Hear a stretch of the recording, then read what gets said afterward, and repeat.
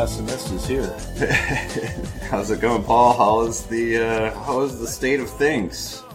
Well, apparently the State of the Union is full of a lot of jobs that are materializing somewhere and benefiting some people that I haven't heard of. The only things I have heard of are the result of 8 years of Obama policies and the 8th year of the Obama recovery, which began in about 2010. What are you talking about? This administration has accomplished more than any presidency in history. If you discord. I mean, the one thing they've done is this tax bill, which did give me $44 last paycheck. I'll give them that, but it also gave a huge tax break to billionaires. It did? I think so. Pretty sure. Is that how it works? Yeah, and it looks like it'll curtail, crucial government programs that help the needy, that help the working poor, that help the older people too, who have worked their whole lives. Mm-hmm. And I think that it threatens to undermine a lot of the progress that we have seen. So we're still seeing the effects of the Obama policies. Yeah. So we're still seeing job growth. Right. We're still seeing job growth, although I believe it's actually, as much as Trump is cheerleading it's actually, I think, less growth than we saw. It's tapered. You could say it's tapered a little bit. It's in line with the last few years of the Obama administration. Yeah. No, it's below average. It's continuing, like you said, it's continuing what was already occurring. They'd like you to believe that, things were terrible up until January 20th, and then magically jobs are just coming out of the woodwork. I would say the economy, from what I can tell in 2017, was about what you'd expect in year 8 of a recovery. Sure. A little less robust than in the earlier years of the recovery, but within line. Yeah. That said, it was completely not under Trump's rules. He tried to pass health care retroactive to January 1, 17. Couldn't do it. Yep. The tax bill is going into effect now. So we're just we'll start seeing the effects, now. But we didn't see it in the recent job growth numbers. No. I wouldn't blame Trump, but I also wouldn't credit him for the stock market rise. Yeah. If anything, there may be a speculative bubble based on a bunch of hubris. Yeah, I mean, that's not surprising. I mean, that's how the market operates. So yeah, I mean, well, the stock and the stock market's actually behaving pretty typically for the 8th year of recovery as well. Yeah, well, I mean, you would expect that there could be some potential inflation coming out of related to the tax cut. I think you'll start seeing interest rates continue to creep back up, and that's going to affect inflationary bubble. That's going to affect lending, and it's going to affect people's ability to take out loans and make big purchases. So right. So as much as some stock market wealth might feel like trillions, the lack of equity. Yeah.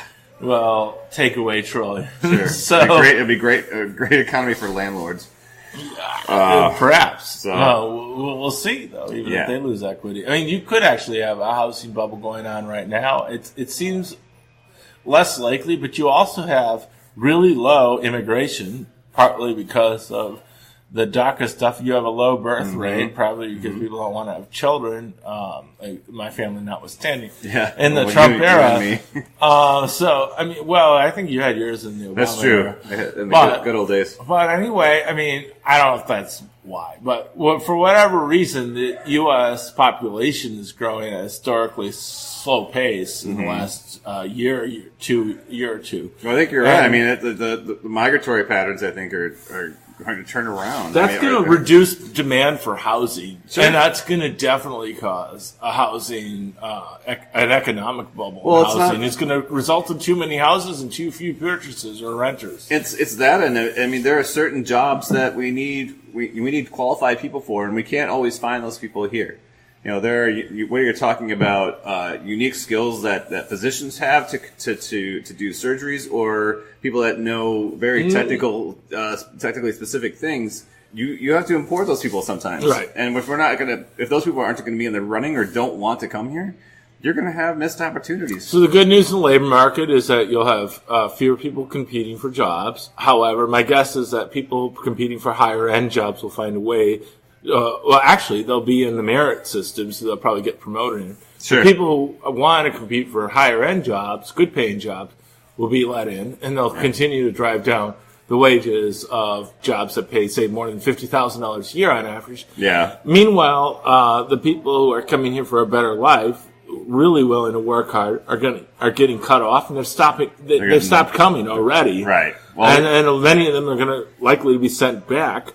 We already had net zero migration with Mexico recently. Right. I mean, that you wouldn't know that talking to some Trumpers. So you have fewer people willing to do that work. Yeah. You'll still have maybe some speculation for some high-end housing, but you also have lower population or lower population growth. Yeah. And the housing market probably will collapse within the next few years. Oh, we'll see. It'll be a second housing bubble. Yeah. Yeah, that could very well happen. So besides that, what did we learn from our fearless leader's speech last night? Well, I gotta admit, I could only hack about 20 minutes of it. Yeah. And the real reason I started watching it is I was enjoying the commiseration of the people in Congress ahead of it. I do like the introductions. I watched. Stephen Colbert actually had the guys from Pod Save America on last night. So they were talking about kind of the State of the Union and the speech as a speech, and the fact that Clinton he has the record for like the two longest State of the Union speeches. Like they're over 90 minutes. So Trump's last night was 90 minutes as well. Right. And but the difference is that Trump's was only 5,500 words. And he stretched it out. His delivery was such that, like the guy that's kind of like in captivity, like reading a teleprompter, just like saying the words that are being delivered to him like it was the first time he's ever read it. So I was taught in high school that is the way to make friends and win influence. Mm-hmm. Speak very slowly. Right. Very succinctly and get people to pay attention. If you're listening right now, there may be some dead airtime as we attempt to win your love and influence. We're inspired by our great leader, Donald J. Trump. I think that my favorite part, not really a part, but my favorite thing about the State of the Union was the fact that the guy claps for himself. He's walking out and he's walking up to the microphone. He's like applauding into the microphone. I noticed that on the applause lines at the beginning, like when he found the guy from Akron or wherever it was, like who started a new tire factory or something. The guy, and then he like showed off his one black employee or whatever. Yeah. A guy who benefited, or a welder, a guy who benefited from.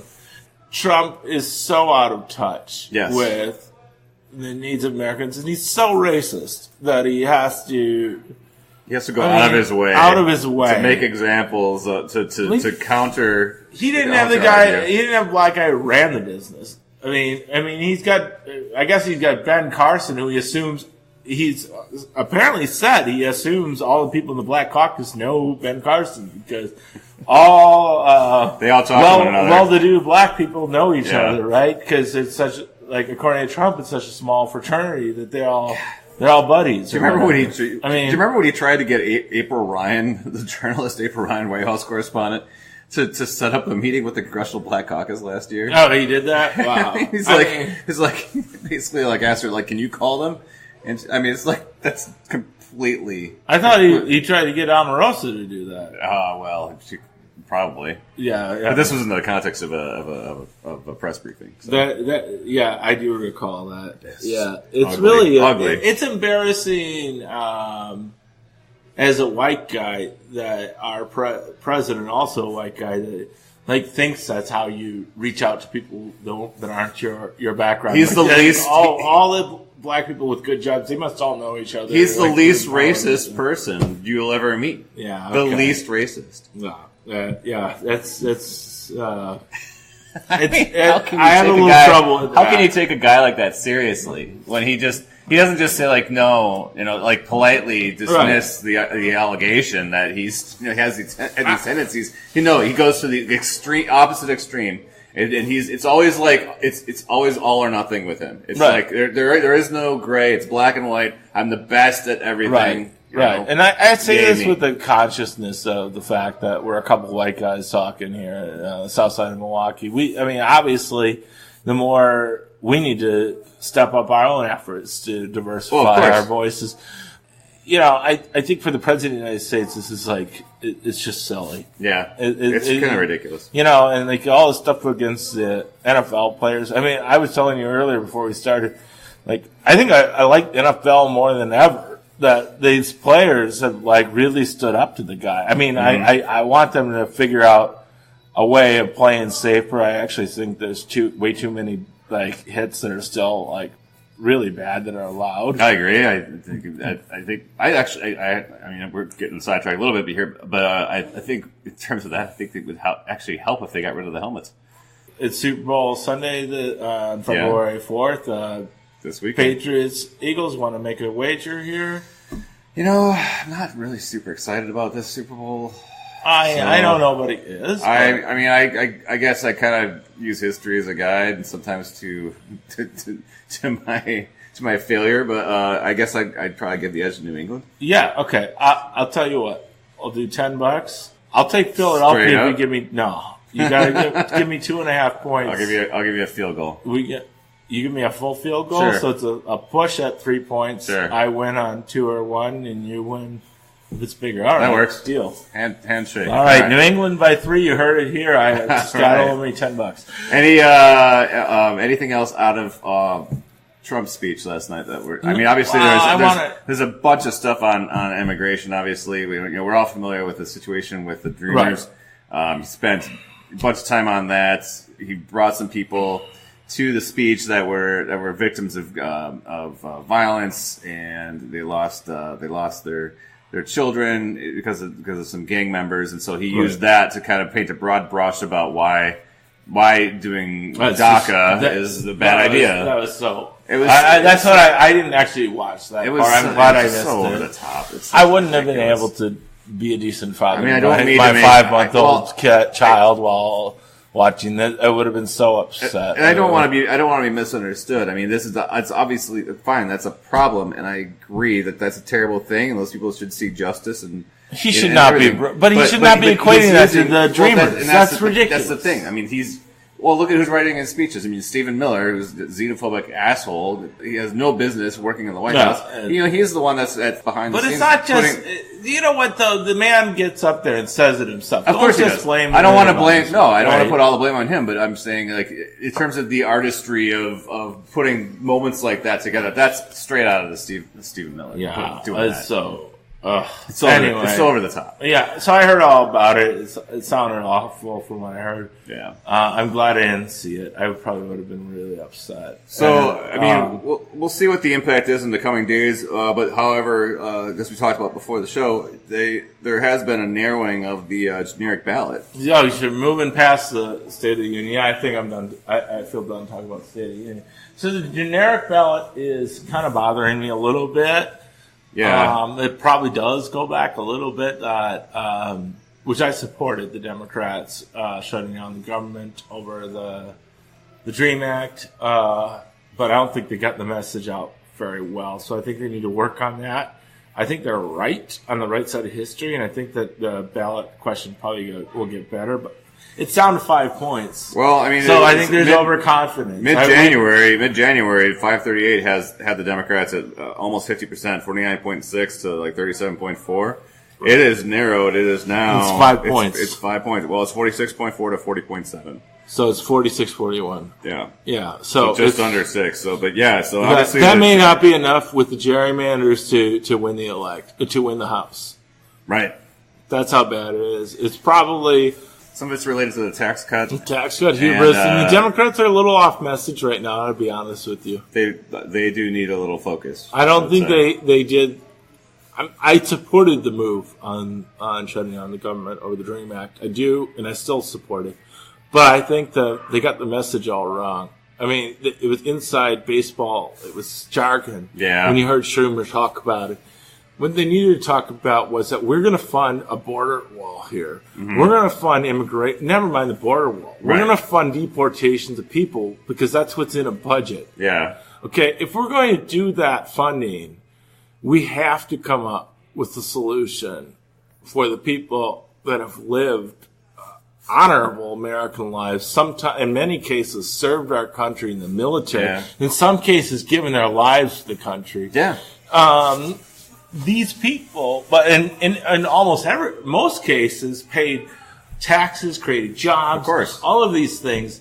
These folks deserve credit, and they deserve a chance to be citizens and not have to worry about their families being broken. Nope, Paul, their parents broke the law 40 years ago, so they need to go away to a country that they've never lived in, or maybe they don't even speak the language. Okay, my pale-faced white great ancestors broke a lot of laws probably to get here too. No, they were never happened. Escaped the Fake potato news. famine. I mean, that's the thing. It's like if you look at yourself honestly, no American can claim this place as their own. The only people that can are Native Americans. Yeah. And I would say Black Americans who were brought here unwillingly. Right. You know, I mean, or any other groups that were like oppressed and brought here unwillingly, but mostly Black Americans.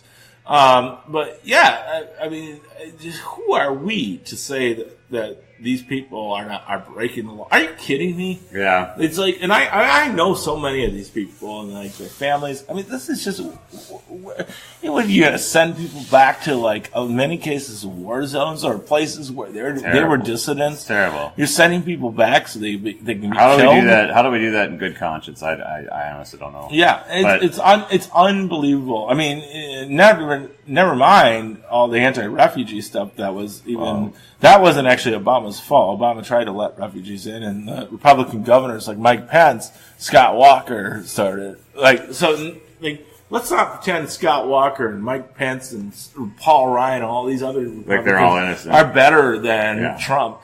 I mean, maybe a little bit, but they were still really anti what this country means, which is a beacon of hope for those escaping war-torn areas, escaping persecution, what have you.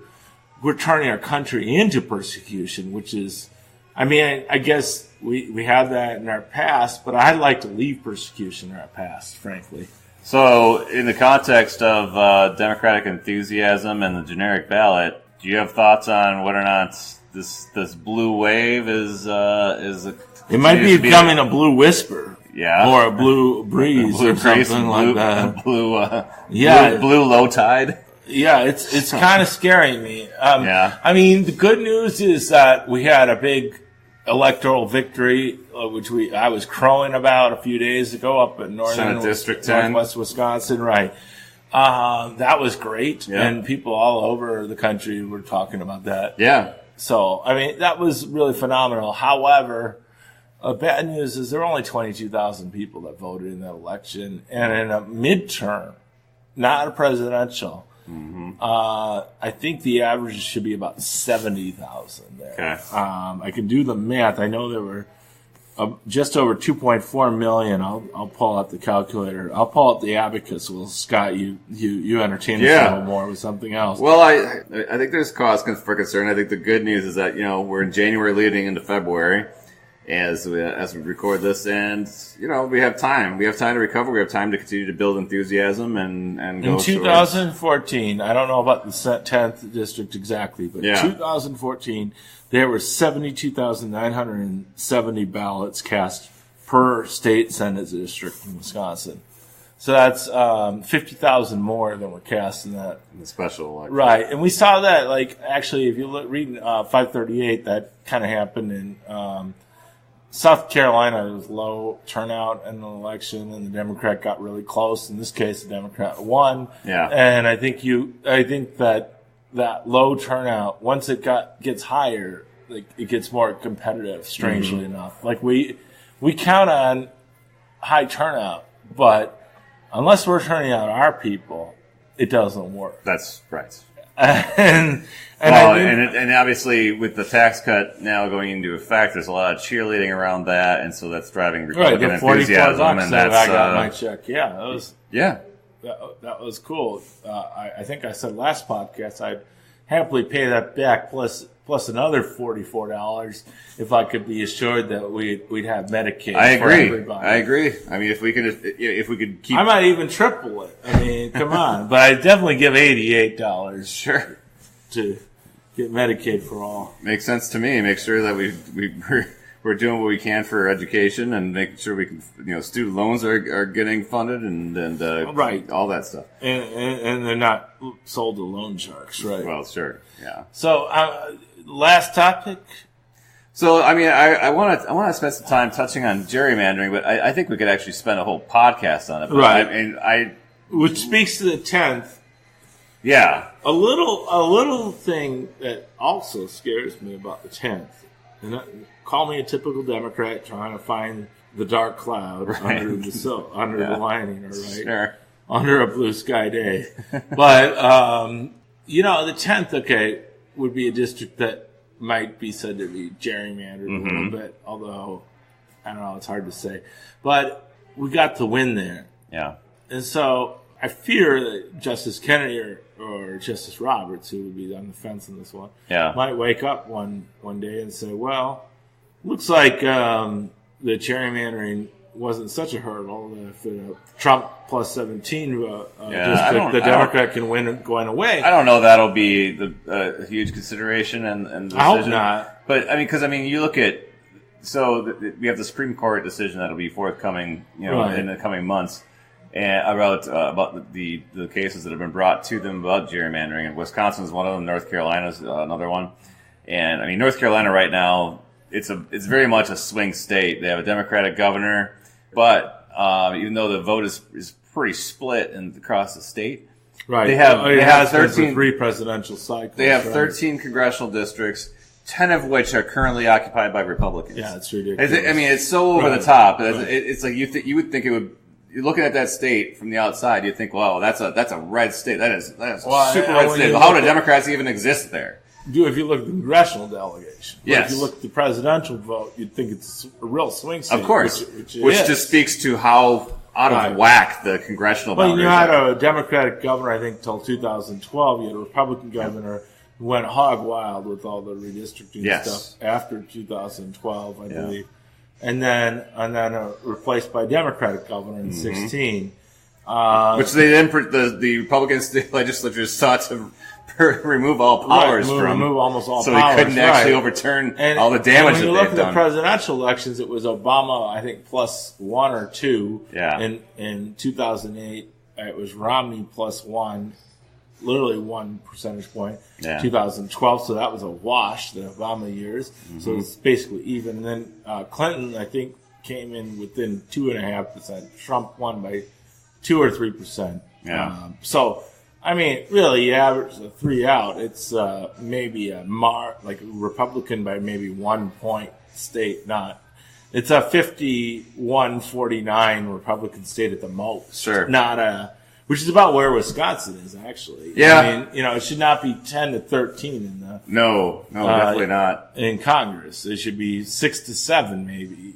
6 Democrats, 7 Republicans. So I'm curious. I mean, we'll see. 3-10. We'll see how the decision comes down once the Supreme Court returns it. I mean, I'm speculating that I don't know that the decision will go, assuming it goes in the favor of those of us who believe that gerrymandering is a serious problem and is a threat to the republic. I think that it will probably come down in our favor, but probably won't go as far maybe as we would hope it would. And I kind of well, see. Obviously, they won't redistrict before this. No, because you've got elections that are in motion and primaries that are coming up in months ahead. So, and they may just give a prescription for post-2020 They might, census. Or they might send it back down and say like, "Hey, state legislatures, you need to just go back to the drawing board." And they may not even have the courts. I don't know. I'm not sure that's even a favorable rule. Maybe not. I don't know. I mean, that might just bring it right back. I kind of see it being a 6-3 ruling, though. I think it will be Roberts and Kennedy joining the liberal wing, and then the other three nut jobs. Well, I would think that Alito and Thomas. It's actually liberal 4. It's Kagan, Sotomayor, Mayor, Breyer, and Ginsburg. Right. So it's liberal 4. So then the 2, if you want to call Roberts a swing vote, I guess he is on some things, and this might be one of them. And then also Kennedy, certainly. You may have a 6-3. The question is, would the liberal 4 want to go along with something that's virtually ineffective? Well, again, that comes back to how it is. But you can have all 6 of them say that the status quo is unacceptable, but you might have different opinions being written. Right. If it doesn't go far enough, you might see Ruth Bader Ginsburg or a Kagan or one of the others put kind of an additional opinion out there, to saying like, this is a serious problem. I don't think we're doing enough, but this is a move in the right direction. So the question is, what would the law actually change to then? Yeah. I mean, there's supreme law in the land. So I mean, I don't think you're going to see John Roberts sitting down at his desk redrawing districts. I think it'll get sent back to the states on some level, and I don't know what they say.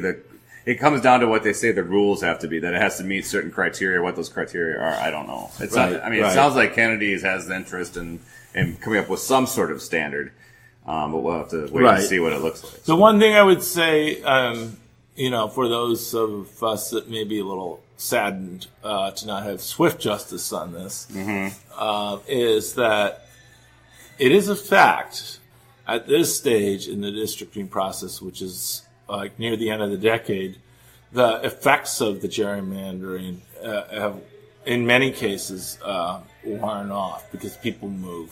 Sure. So there is a little bit of hope, and that might be what we saw in the Schachtner election too. We might be starting to see this where you have districts that were really well gerrymandered for the Republicans after the 2010 census. Yeah. Not all that effectively gerrymandered for like the 2018 and 2020 elections, because 10 years time is plenty of time to move lots of people all over the place. The good thing, though, about having this decision come down and having the opportunity to maybe redraw some lines is it may help the elections be fair as we hit the 2020 election, which is, the consequence of that election is those people that get elected will then get to redraw the lines of congressional districts and state legislatures, because that's a census And the year. caveat is, it's still gerrymandered, even if the effect is wearing off. Mm-hmm. And obviously, if they get their way again, and they can redraw the lines again after the 2020 census, then it comes back right to full effect, and we're pretty much in trouble till 2030. Right. 2032. Let's hope not. All right. Well, with that, there's more to come on that, but. Thank you, listeners. Thank you for all your support. And forward.